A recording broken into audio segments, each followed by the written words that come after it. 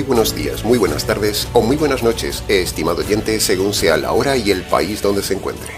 Les habla nuevamente el pastor bautista Nikos Ripoy, director del programa Encuentros y pastor general de las iglesias del Ministerio Tinajas desde aquí, en Valencia, España. Saludamos como siempre a todos nuestros seguidores y les damos la bienvenida una vez más a nuestro nuevo programa semanal Encuentros.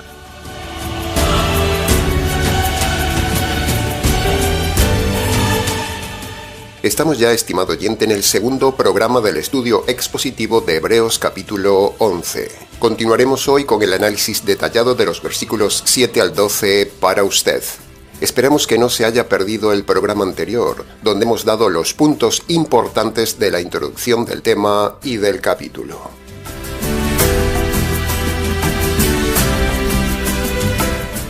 El mejor método para estudiar la Biblia, sin duda, es el método expositivo.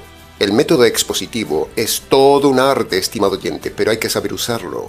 En el método expositivo se va analizando laboriosamente pasaje a pasaje para comprender mejor la palabra de Dios. Ese es el método que siempre usamos en el Ministerio Tinajas. Ahora, junto con la técnica del estudio detallado expositivo, hay también una serie de herramientas que ayudan al método expositivo, que son las leyes de la hermenéutica. Por ejemplo, la ley del contexto, la ley de la gramática, la ley de la inferencia, la ley a fortiori y la ley de la lógica, entre otras. Sin ellas, el método expositivo no funcionaría, pero usando ambas cosas, podemos tener la completa seguridad que tendremos siempre la exégesis correcta, es decir, tendremos siempre la interpretación correcta de la palabra de Dios sin duda alguna. Todas las sectas analizan mal la Biblia y sacan doctrinas erradas por no usar estos dos recursos combinados, el método expositivo y las leyes de la hermenéutica. Los católicos, los adventistas, los calvinistas, los pentecostales, los mormones, los unicitarios, los rabinos, los falsos bautistas liberales, los presbiterianos, los anglicanos y un largo etcétera. Todos, sin excepción, tienen sus doctrinas erradas por no usar el método expositivo junto con las leyes de la hermenéutica. Y no tener una correcta interpretación de las doctrinas bíblicas lleva a la gente a la condenación eterna. Por eso hacemos tanto énfasis desde el Ministerio Tinajas en estudiar de forma expositiva toda la palabra de Dios para que usted salga de esas iglesias y a la vez tenga la correcta interpretación y así no sea engañado por la religión. Bien, habiendo dicho esta introducción, como el mensaje de hoy es largo y el tiempo corre, entremos en materia.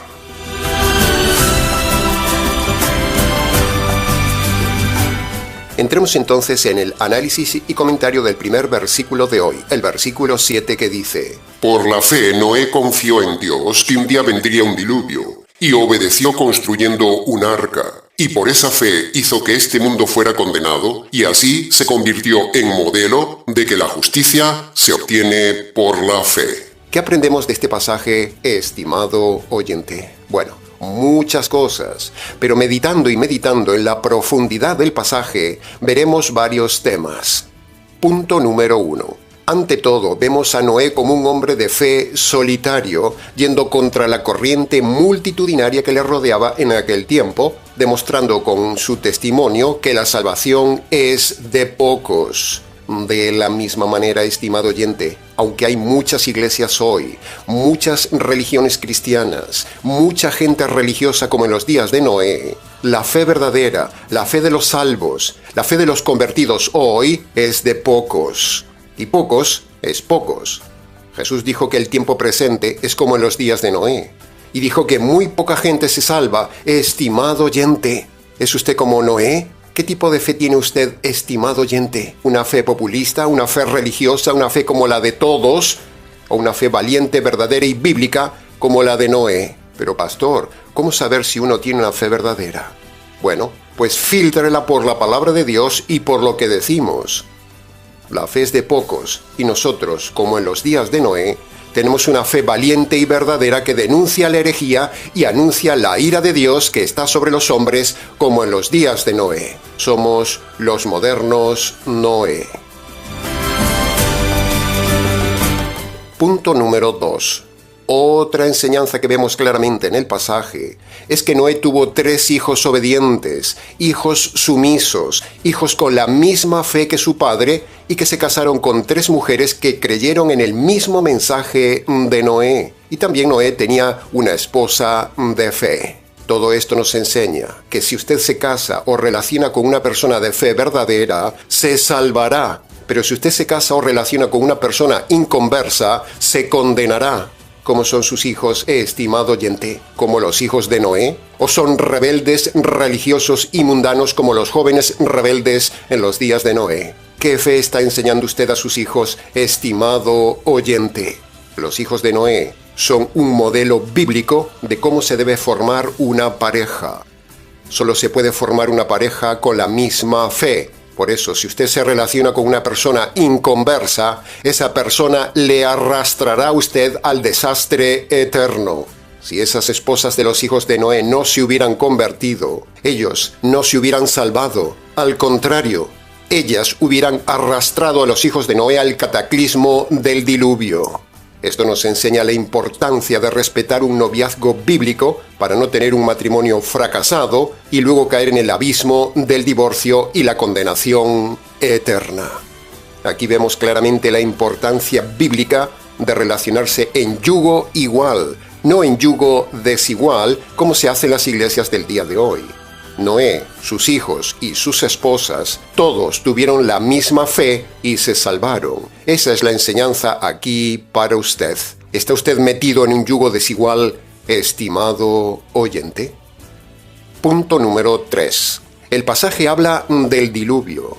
El diluvio es el acontecimiento más catastrófico de la humanidad debido al estado tan catastrófico de la humanidad en aquellos días. Y hoy se repite la misma historia, dice la Biblia.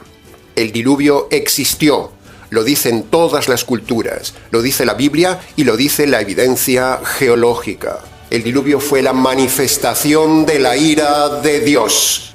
Si Dios amara al hombre, ¿por qué lo destruyó en el diluvio? La doctrina falsa, diabólica, mentirosa y despreciable del amor de Dios al hombre queda derribada con el diluvio. Un diluvio que miles de años después Jesús mismo confirmó que existió. Por lo tanto, hace 2000 años atrás, Jesús mismo confirmó también que Dios no ama al hombre, sino que lo aborrece. Y cuando la paciencia de Dios llegó a su límite, Dios descargó la ira sobre el hombre. Lo mismo volverá a suceder en su día, dice la Biblia. Los ladrones de la verdad confunden paciencia de Dios con amor de Dios al hombre. ¿Qué estaba sintiendo Dios antes del diluvio? ¿Amor o ira? A ver, necios pastores bravucones y falsos líderes que hablan de que Dios ama al hombre. ¿Dónde está el amor de Dios en el diluvio? ¿Es que Dios ha cambiado y ahora se puso amoroso? ¿O igualmente también ahora está con la misma ira contenida esperando descargar de nuevo su ira dentro de un tiempo con el Apocalipsis, como lo dice el propio Apocalipsis en capítulo 6, versículo 17? El gran día de la ira de Dios ha llegado, ¿y quién podrá resistirla? Este pasaje demuestra que Dios hoy está también enfurecido contra el hombre y conteniendo su enojo en paciencia. El diluvio es una bofetada a todos los falsos predicadores del amor de Dios al hombre. En estos días en Valencia, lamentablemente hemos visto un diluvio local, desastroso, terrorífico, apocalíptico, tan solo de unas pocas horas, tal como usted ha visto en la televisión. Todo fue destruido allí por donde pasó el agua. Así que imagínese lo terrible que pudo haber sido el diluvio universal de 40 días y 40 noches torrenciales. Pero la gente no aprende. La gente no se prepara para la muerte a pesar de ver estos acontecimientos. A la gente solo le importa la buena vida, la casa, el automóvil, el dinero, la familia, pero no le importan sus almas. Y ahora, ¿dónde estarán todas esas personas arrasadas por el diluvio en Valencia? Punto número 4. En el pasaje se habla de la construcción del arca. Y ese tiempo de la construcción del arca fue el tiempo de paciencia de Dios para aquella generación, dice 1 de Pedro capítulo 3, versículo 20. La paciencia de Dios en los días de Noé fue mientras se preparaba el arca. De la misma manera, estimado oyente, Dios ha dado un nuevo tiempo de paciencia al hombre. No haga usted como en los días de Noé. Súbase al arca, deje su religión, deje sus ideas y suba al arca. Sin pretender ser oportunistas, pero sí oportunos, le decimos que el Ministerio Tinajas es como un arca que estamos preparando, sosteniendo y construyendo para que la gente se salve de la ira de Dios que vendrá sobre este mundo o vendrá sobre su mundo personal si Dios le quita la vida.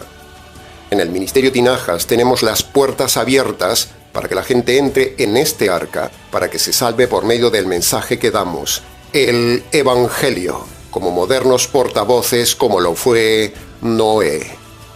Noé lanzó una mala noticia. Señores, vendrá un diluvio. Pero a la vez estaba dando una buena noticia, un Evangelio. Dentro del arca hay salvación. Estamos construyendo un ministerio que cada vez crece más y es un referente doctrinal en la red. Es un refugio, es un arca segura para que la gente se refugie ante tanto hipócrita predicador que dice que no pasa nada, que Dios les ama, que no habrá ira, sino amor de Dios. Pero un día se cerrará la paciencia de Dios como se cerró en los días de Noé, y usted verá en carne propia la mentira de que Dios ama al hombre cuando vea con sus ojos la ira de Dios en usted. Somos como modernos Noé. Anunciamos que la ira de Dios llegará, tanto de forma mundial como de forma personal. Un día usted morirá y si muere con sus pecados sin perdonar, le espera la ira de Dios y la justicia de Dios eterna. Entre en el arca de salvación por medio del Evangelio. Punto número 5 del versículo 7. El pasaje dice que Noé condenó al mundo. Noé, con su mensaje, condenó al mundo porque el mundo de su tiempo no hizo caso del mensaje de Noé. Por eso el mundo se condenó. Si no, se hubiera salvado. Si le creyeran a Noé, todo el mundo estaría haciendo arcas. Noé quería salvar a todos los que se dejaran salvar por la fe y el libre albedrío. La gente tenía que obedecer 2 requisitos para salvarse. Primero, dejar el mundo y sus ideas. Y segundo, creer en el mensaje de Noé, que el arca le libraba del diluvio. 2 requisitos para salvarse. Siempre es así. Pero nadie le obedeció. ¿Dónde están ahora todos esos millones de personas? Aquí se muestra una vez más la evidencia de los 2 requisitos universales para salvarse y la evidencia del libre albedrío que niegan los calvinistas. La gente decidió libremente no subir al arca, pero 8 personas en su libre albedrío sí decidieron entrar al arca. Por lo tanto, una vez más, vemos que la salvación depende del hombre, no de Dios. Jaque, una vez más, al calvinismo retorcido y perverso que lo llevará a usted al fuego eterno. El Ministerio Tinajas, con su mensaje bíblico, es como un arca que actualmente salva al mundo o condena más al mundo. Usted decide en su libre albedrío si cree lo que enseñamos o no. Si lo cree, se salvará. Y si no lo cree, se condenará, como dice el texto, que Noé condenó al mundo porque el mundo no le creyó. Así como Dios prometió un castigo de agua y llegó, Dios también promete ahora un nuevo castigo apocalíptico al mundo y vendrá. El cumplimiento del diluvio es la garantía de que un día vendrá el apocalipsis al mundo. Pero también antes puede llegar el fin de su mundo, estimado oyente, como llegó estos días el fin del mundo en Valencia a cientos de personas. En estos días, en Valencia, la gente comía, bebía, compraba, se casaba, etcétera, etcétera. Y de repente, vino el diluvio y se llevó a todos los que se llevó. La gente hablaba en toda Valencia en estos días en términos de que esto fue un diluvio y un apocalipsis. ¿De dónde sacaron esos términos la gente? Pues de la Biblia. Pero nadie hablaba de cómo prepararse para la muerte, ni nadie hablaba de Dios, ni reflexionaban en lo espiritual. Solo estaban preocupados por lo material. Noé hablaba de Dios y del diluvio, pero nadie le hizo caso. ¿Qué hará usted, estimado oyente, con este mensaje? ¿Hará como todos los hombres que se burlaron de Noé y del diluvio? ¿O subirá usted al arca de la salvación por medio de la rampa del ministerio Tinajas? ¿Qué hará, estimado oyente? Usted decide. Deseamos intensamente que este pasaje de Hebreos capítulo 11 y la desgracia que usted ha visto en televisión de lo que sucedió en Valencia le hagan reflexionar sobre la fragilidad de su vida, que se puede perder en un instante, y la necesidad de estar preparado para la muerte. ¿Está usted preparado para la muerte y sus pecados perdonados, estimado oyente? Y punto número 6. La última parte del pasaje dice algo muy importante a nivel teológico. Dice que Noé es modelo de que la justicia se obtiene por la fe. Eso significa que cuando usted pone fe en lo que Dios dice, como hizo Noé, Dios se lo computa en términos jurídicos como si usted fuera una persona justa ante Dios, aunque no lo sea. Esa misma maravillosa idea jurídica la dice también 2 de Pedro capítulo 2 versículo 5. Noé fue pregonero de justicia. Tanto gritando que Dios haría justicia ante un mundo injusto, como también que la fe en lo que dice Dios declara jurídicamente al hombre como justo ante Dios. Por eso el pasaje dice que la justicia se obtiene por medio de la fe. ¡Wow! Una vez más, vemos el aspecto jurídico de la salvación por medio de la fe verdadera. Eso no solo sucedió con Noé, sino que en su día también sucedió con Abraham. Su fe se la contó Dios como justicia. Y eso puede suceder también con usted si usted obedece los dos aspectos jurídicos de Marcos capítulo 1 versículo 15. Primero, reconocer sus delitos ante Dios. Y segundo, creer el Evangelio del Hijo de Dios. Entremos ahora en el análisis y comentario del versículo 8 y 9, que son una unidad. Dice: Por la fe, Abraham le creyó a Dios, y siendo llamado, obedeció para salir a la tierra prometida que había de recibir por herencia. Y salió sin saber a dónde iba, morando en tiendas con Isaac, coheredero de la misma promesa. Punto número 1. Ante todo, vemos aquí la conversión de Abraham por medio de los dos requisitos universales de toda la Biblia. Primero, Abraham le creyó a Dios, eso es fe, y segundo, abandonó el lugar de pecado donde vivía, su ciudad, eso es el arrepentimiento. Ve, siempre el modelo de salvación universal y bíblico se ve, sea en la época que sea. Está ahí, en el caso de Abraham, con sus dos requisitos. Si alguien los cumple, se salva. Si alguien no los cumple, se condena. En cambio, en las iglesias falsas del día de hoy, le enseñan a usted un método de salvación que no está basado en los dos requisitos universales y bíblicos. En los tiempos actuales, esos dos requisitos, puestos por el Señor Jesús, están en Marcos capítulo 1, versículo 15, como tantas veces hemos dicho. Así que tenga cuidado, estimado oyente, qué modelo, qué forma, qué sistema de salvación le han enseñado. Porque si no es el modelo de los dos requisitos jurídicos de Marcos 1:15, usted no es salvo. Le espera la condenación eterna. Punto número 2 del pasaje. El pasaje nos dice que la tierra prometida, la actual tierra de Palestina, es herencia de Abraham. Y luego Abraham se la daría a Isaac, no a los árabes descendientes de Ismael. Así que, nuevamente, como ya dijimos varias veces en el canal en este año, con motivo de la guerra en Israel, los palestinos actuales son intrusos, son ladrones, son ocupas por culpa del Imperio Británico que los metió ahí en su día. La actual tierra de Gaza y Cisjordania, ocupada por los intrusos árabes, mal llamados palestinos, no es de ellos esa tierra. Esa tierra es de Abraham y de Isaac. Israel hace bien en defender su tierra. El pasaje dice que Dios le dio esa tierra a Abraham y por extensión a Isaac, o sea, a los judíos. Ese es el documento oficial que nadie quiere ver.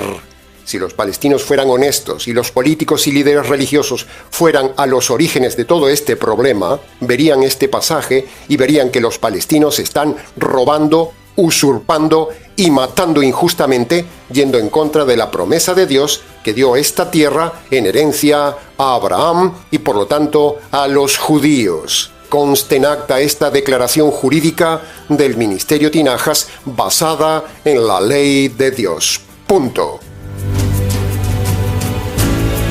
No somos oportunistas, solo analizamos la ley de Dios hoy en este pasaje, que tiene más valor que la ley humana. Por eso un día los palestinos comerán el polvo, porque Dios ha dado en promesa, en herencia, esa tierra para Israel, y un día los sacará de ahí.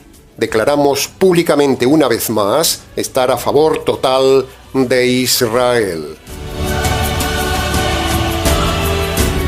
Punto número 3. El pasaje dice: salió sin saber a dónde iba. Esa frase es solo para valientes, estimado oyente. Cuando fundamos el Ministerio Tinajas, por fe, no sabíamos a dónde íbamos. Empezamos de cero, sin nada. Y ahora, unos pocos años después, vemos con los ojos lo que no veíamos en un principio, pero fuimos valientes y nos lanzamos por fe. Ahora, vemos la obra de Dios en este ministerio, ayudando a todas las naciones hispanoamericanas por medio de este canal fundado valientemente por la fe. La fe es solo de valientes, estimado oyente. La fe no ve el futuro, cree en el futuro que aún no ve. La fe cree en la palabra de Dios presente. Por eso, si usted se queda en la comodidad de su iglesia, usted es un cobarde, porque las iglesias de hoy son de fe errada. Así que si usted no sale de ahí, Dios se lo demandará, porque usted se haría cómplice de ellos, le guste o no le guste lo que decimos. Sea valiente como Abraham, estimado oyente, deje la comodidad y aunque al salir de ahí no sepa qué va a pasar con usted, tenga por seguro que Dios lo va a guiar y a cuidar como lo hizo con Abraham y como lo hizo con nosotros. La fe verdadera es de aquellos que aunque no ven el futuro, creen plenamente a Dios en su palabra presente. En este caso, como ya habíamos dicho la semana pasada, Dios le manda salir de las iglesias y le promete en 2 Corintios capítulo 6, versículo 17, que lo cuidará. Mire lo que dice el pasaje. Salid de en medio de ellos, pueblo mío, y apártense de ahí, dice el Señor, y yo los recibiré. Ve, ahí tiene la fe de salir sin saber, sin ver a dónde ir. Pero hay que salir y luego Dios ya irá mostrándole el camino. Por de pronto, salga de toda iglesia católica, calvinista, adventista, presbiteriana, pentecostal, unicitaria, salga de donde haya un rabino o de toda iglesia bautista liberal, salga de ahí antes de que el juicio de Dios caiga sobre ellos y sobre usted. Salid de ahí, pueblo mío, para que no seas cómplice de sus pecados ni recibas parte de sus castigos. ¡Wow! El que escuche, entienda. Aquí tiene usted otro aspecto de la fe verdadera. La fe verdadera es valiente, estimado oyente.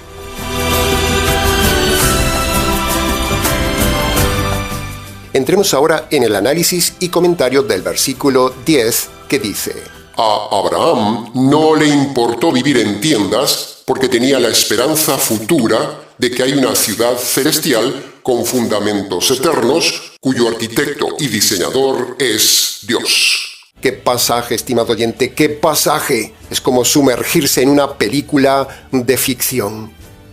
Punto número 1.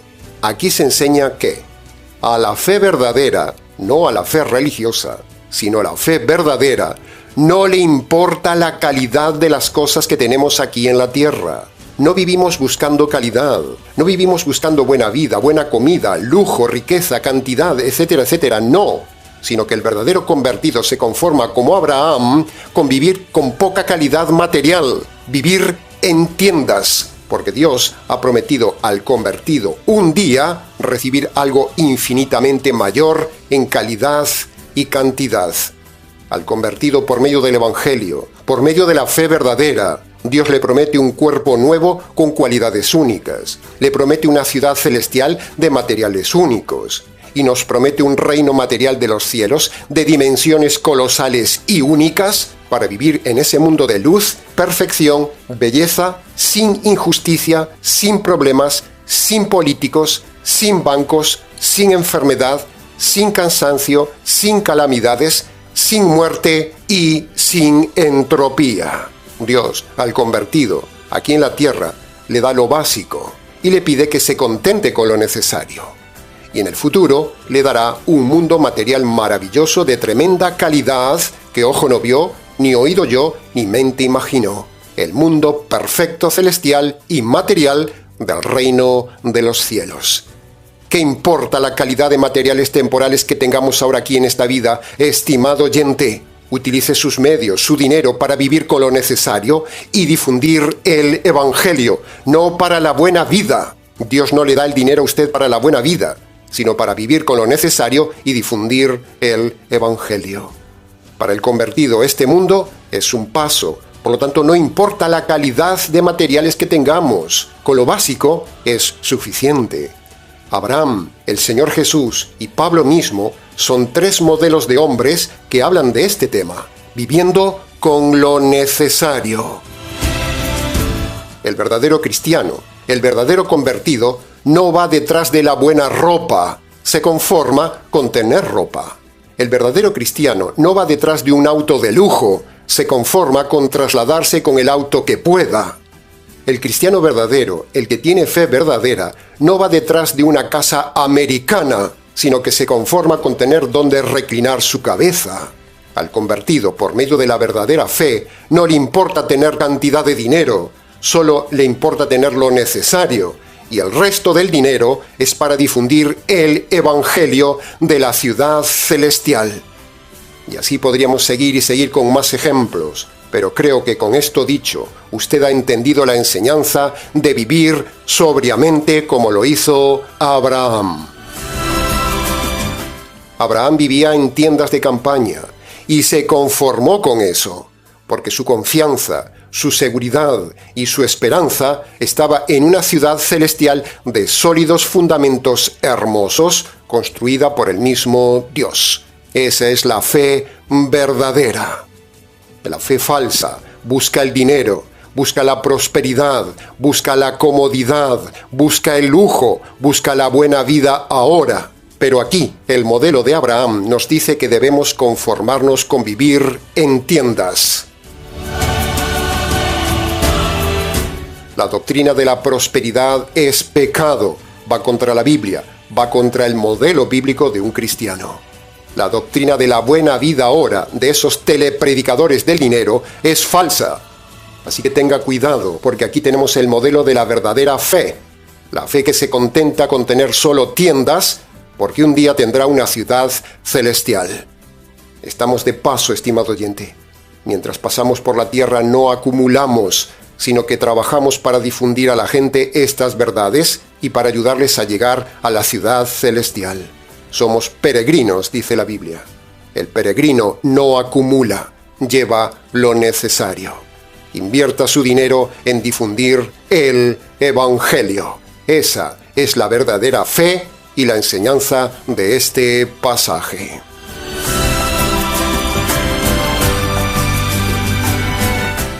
Entremos ahora en el análisis y comentario de los últimos dos versículos, el 11 y el 12, que son una unidad.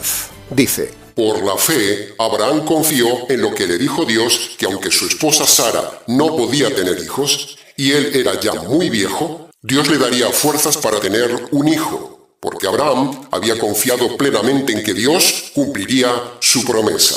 Y así, de un hombre en extrema vejez, salió una descendencia de multitud de hombres, como las estrellas del cielo y la arena del mar.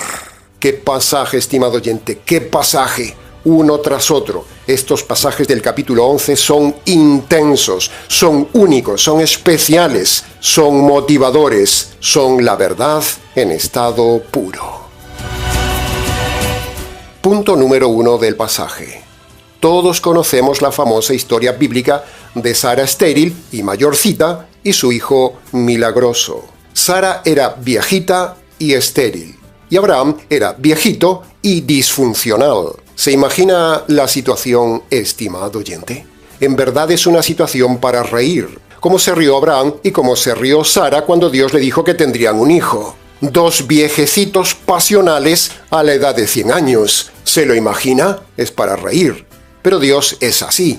Dios es risueño, es ingenioso, es poderoso, como dice el Nuevo Testamento. Dios llama a las cosas que no son como si fueran, dice Romanos capítulo 4, versículo 17. Y Dios llamó a Abraham y a Sara como si fueran dos jovencitos pasionales, aunque no lo fueran, pero lo fueron. ¿Qué nos enseña esto, estimado oyente? Nos enseña, nos habla de un Dios ingenioso que ha diseñado todo de forma maravillosa para su gloria. Punto número 2. Tenemos ahora necesariamente que hablar de un tema actual que le encanta a los lobos de la prosperidad y a los súbditos borregos de la doctrina del poder de la fe, de la doctrina de reclamar o de la doctrina de declarar en el nombre de Jesús. Toda esa jauría de lobos viven de usted y de su ingenuidad, engañándole con eso de que Dios es un Dios de promesas, que Dios es un Dios de pactos, basados, por ejemplo, en esta frase del versículo que hemos leído y que dice: Dios es fiel para cumplir sus promesas. Sí, Dios es fiel. Sí, cumple las promesas. No lo negamos. De hecho, las cumplió. Pero, esas promesas ya no están vigentes. Por lo tanto, no se haga ilusiones, estimado oyente, y no se deje engañar. Ninguna promesa de la Biblia es ya para usted, excepto solo una. La de Marcos capítulo 1, versículo 15. Esa es la única promesa vigente para la gente, estimado oyente. Todas las demás promesas que usted ve en el Antiguo Testamento no son para la iglesia, no son para los inconversos, que no le engañen. Las promesas del Antiguo Testamento son exclusivamente para determinadas personas de la Biblia, como en este caso Abraham y Sara, o eran para Israel, no para usted, no para la iglesia, no para hoy. Por eso, cuando un manipulador, pastor, pastora, sacerdote o rabino le dice que usted tome las promesas de Dios del Antiguo Testamento, porque Dios es fiel en cumplir sus promesas, le está engañando. Porque, por ejemplo, si usted es estéril y toma la promesa dada a Sara, usted nunca tendrá un hijo, porque esa promesa fue dada solo para Sara en el Antiguo Testamento, no es para usted. Así que, estimado oyente, que no le engañen con las promesas del Antiguo Testamento que ya no se cumplen, ya están todas cumplidas. No se haga ilusiones. Hay un tremendo engaño en las iglesias de hoy por no usar la ley hermenéutica del contexto y de la gramática, como en este caso donde vemos que la promesa es solo para Abraham. Punto número 3. El pasaje dice que habla de una multitud de hombres como las estrellas del cielo. Y según la inteligencia artificial, actualmente somos alrededor de 8.200 millones de personas en el planeta. ¡Wow! Eso es mucha gente, estimado oyente. Ahora, de esta frase del pasaje, meditando en ella, sacamos dos reflexiones. La primera: según la inteligencia artificial, en este año han muerto ya unos 53 millones de personas. Pregunta: ¿dónde estarán todas esas personas ahora, siendo de todas las religiones, siendo ateos, siendo morales, etcétera, etcétera? ¿Dónde estarán? Jesús dijo que si mueren en sus pecados, les espera la condenación eterna. ¿Se da cuenta de la labor que tenemos en las manos, estimado oyente? En el día de hoy morirán unas 150.000 personas en el mundo, de todas las religiones, de todas las tribus, pueblos, lenguas y naciones. Y todas con sus pecados sin perdonar. ¿Se da cuenta de la magnitud del tema cuando leemos esa frase de que en la tierra habrá millones de hombres como hay estrellas en el universo? Por eso trabajamos sin cesar, para que usted y todos los que nos escuchan puedan morir en paz, con sus conciencias lavadas, sus pecados perdonados y la esperanza de un mundo mejor por medio del Evangelio, donde habiten los hombres en justicia y paz con el Señor por toda la eternidad. La segunda reflexión que brota de este pasaje, donde se habla de tantos millones de personas nacidas, que son como arenas del mar, es preguntarme, de todos esos 8.000 millones de personas, ¿se da cuenta cuánta fornicación y cuánto adulterio habrá detrás de esos números? ¿Cuánta inmoralidad, cuánto pecado, cuánta perversión, cuánta sexualidad errada y pecaminosa? Matrimonios cerrados, violaciones, perversión, fornicación, nacimiento en adulterio, nacimientos por métodos científicos, nacimientos fuera del matrimonio, etcétera, etcétera. Este pasaje nos muestra que el mundo está lleno de perversión, porque esos números de hombres nacidos en el planeta actualmente, esos números, en su mayoría, son nacidos de concepciones en pecado. Pero aún hay más. Aún quedaría calcular lo incalculable. Aún quedaría calcular cuántas relaciones sexuales pecaminosas habrá habido más allá que esos 8.000 millones. Fornicación, adulterio, inmoralidad y perversión que no se sabe en cantidad. Bendita paciencia de Dios sobre el hombre perverso, estimado oyente. Bendita paciencia de Dios en su vida. Bendita paciencia de Dios en su ira contenida. Y a esto tenemos que sumar que esos miles de millones de personas, todas cometen también otra infinidad de pecados. Idolatría, injusticias, maldades, abortos, divorcios, perversiones, estafas, robos, mentiras, asesinatos, pensamientos malos. Muchos de ellos son ateos, manipuladores, machistas, feministas. Muchos de ellos maltratan a los niños y maltratan a las mujeres. Son borrachos, viven en celos, tienen mal genio, son rencorosos, son tacaños, son calumniadores, son divorciados y recasados, son infieles constantemente, son homosexuales, prometen y no cumplen, creen en el horóscopo, en el tarot, en la santería, se meten en las cosas ocultas, viven en orgullo, con doble moral y en hipocresía, son esclavos del juego o los juegos, fuman, beben, están tatuados y se drogan. Les gusta el mundo, la moda, la lotería, la buena vida. Han sido rebeldes, han maltratado o abandonado a sus padres y un largo etcétera. Con todo esto, se da cuenta de la grandiosa paciencia de Dios sobre el hombre delincuente y sobre usted, estimado oyente. ¿Se da cuenta que ante esto es imposible que Dios ame al hombre?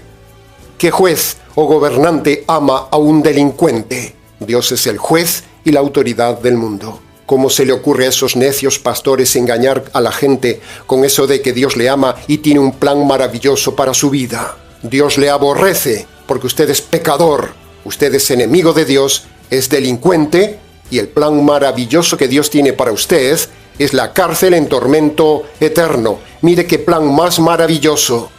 Entonces alguno de ustedes me dirá, pastor, yo no hago todas esas cosas malas que usted ha dicho.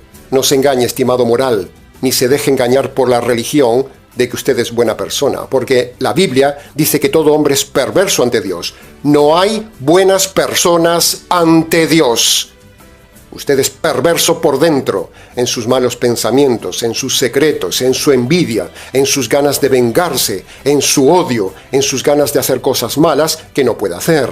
Sea honesto. Así que no se engañe con que es buena persona. Usted es también un delincuente ante Dios y a usted también Dios le tiene paciencia, estimado hombre moral.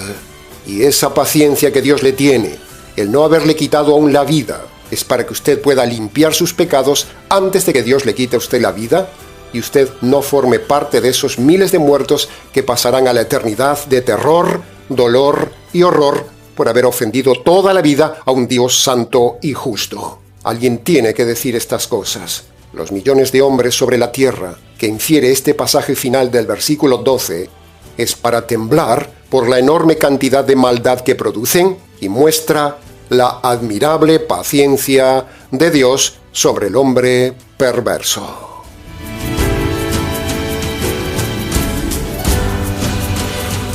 Ahora, llegando al final del mensaje, para que usted pueda acceder un día a la ciudad celestial, para que usted pueda tener el perdón de los pecados y para que usted pueda tener la salvación de su alma libre de la condenación eterna, antes de que Dios le quite la vida, usted tiene que obedecer los dos requisitos actuales que Dios pone a los hombres en Marcos capítulo 1, versículo 15.